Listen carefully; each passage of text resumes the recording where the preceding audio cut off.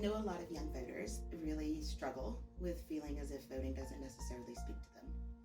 But Generation Z and millennials together actually could outvote any other generation in U.S. history.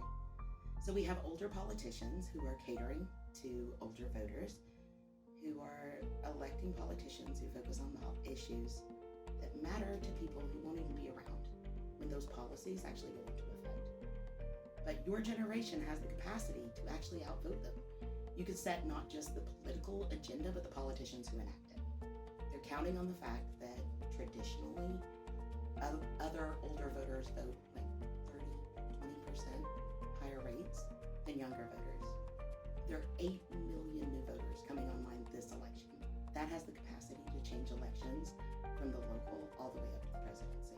But you have to register and you have to actually show up to vote. It's easy to feel cynical in general, and sometimes maybe especially about voting or registering to vote. But you need to do that, especially you, because the thing about voting is that it's the way that we manifest the world that we want. And we manifest it by selecting the leaders that we think represent our values, putting forward the ideas that we think our society ought to be based on, and sometimes standing against ideas that we know to be toxic. And that depends on you, the voter. And that's why it's also important to stand up against your own cynicism and remember that it's important to vote. So, when I tell people that I am a political scientist, I often hear back, well, I don't like politics, as if this is some sort of, forgive me for not liking the thing that you do. Here's the thing, whether you like it or not, politics is part of your everyday life.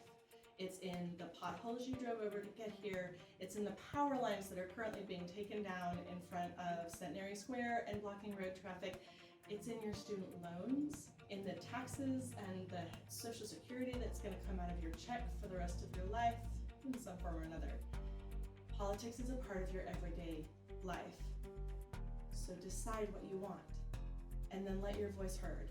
I may not agree with what you want or how you think we should get there, but I will always support you getting your voice heard. Go vote.